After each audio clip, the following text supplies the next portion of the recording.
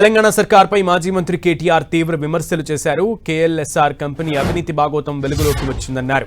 Revanth CM కాగానే ఈ కంపెనీకి అనేక ప్రాజెక్టులు వచ్చాయన్నారు. సీఎం రేవంత్ రెడ్డి వాడుతున్నటువంటి కారు కూడా ఈ కంపెనీ పేరు మీదే రిజిస్టర్ అయ్యిందన్నారు.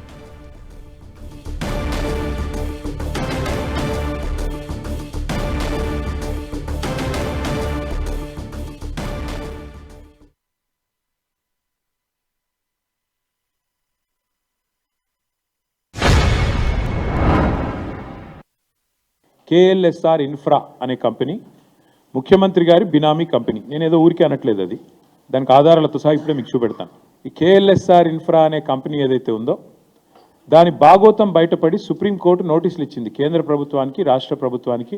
వెంటనే మరి ఈ దివాలా తీసిన కంపెనీ ఏదైతే ఉందో 6,000 కోట్ల రూపాయల వర్కులు వీరికి దివాలా తీసిన సమయంలోనే, మరొకవైపు దివాలా ప్రక్రియ జరుగుతున్న సమయంలో ఆర్థిక లావాదేవీల మీద నిషేధం ఉన్నప్పుడు 100 కోట్ల బ్యాంక్ గ్యారంటీలు ఈ కంపెనీ ఎట్లా సమర్పించింది? దీనికి ఎవరు అండగా నిలబడ్డారు? గవర్నమెంట్లో ఎవరి ఆదేశాల మేరకు ఇన్ని వేల కోట్ల వర్కులు ఈ కంపెనీకి వచ్చాయి? 2023 జూలైలో ఈ కేఎల్ఎస్ఆర్ అనే కంపెనీకి ఇంకొక కంపెనీ ASMET అనే కంపెనీకి మధ్యన గొడవ జరిగి ఇద్దరు కలిసి national company law tribunal NCLAT వాళ్ళని అప్రోచ్ అయినారు. NCLAT జడ్జి ఎవరైతే ఈ డిస్ప్యూట్ని ఈ కేఎల్ఎస్ఆర్ అనే కంపెనీ ఇంకో కంపెనీ మధ్యన గొడవని చూస్తున్నారో ఆయన ఏమన్నాడు? నాకు ఫోన్లో మెసేజ్ వచ్చింది, ఆ మెసేజ్లో స్పష్టంగా నన్ను అడుగుతా ఉన్నారు, మీరు కేఎల్ఎస్ఆర్ అనే కంపెనీకి అనుకూలంగా తీర్పు ఇవ్వండి అని చెప్పి నా మీద ఒత్తిడి పెడుతున్నారు, అందుకే నేను తప్పుకుంటున్నాను.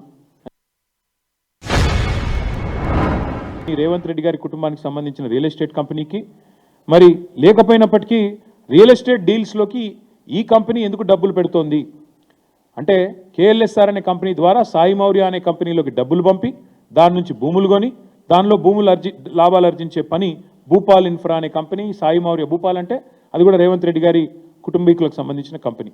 దానికి కేఎల్ఎస్ఆర్ఏ మెయిన్ సూత్రధారి.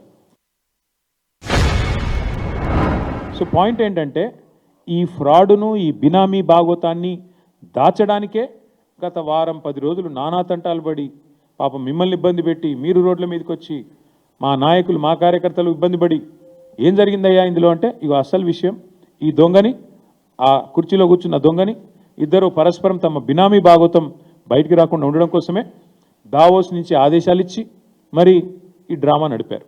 అందుకే ఇప్పుడు ఈ ప్రజల ముందు ఈ విషయాన్ని పారదర్శకంగా మేము ఉంచుతా ఉన్నాం.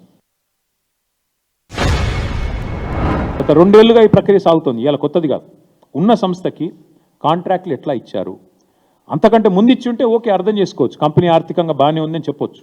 కానీ 23 జూలై తర్వాత ఇన్సాల్వెన్సీ వెళ్ళిపోయిన తర్వాత ఏ రకంగా ఈ కంపెనీకి ఈ రాష్ట్రంలో కాంట్రాక్ట్లు ఇచ్చారో చెప్పాల్సిన బాధ్యత ప్రభుత్వం మీద ఉంది. నెంబర్ 1.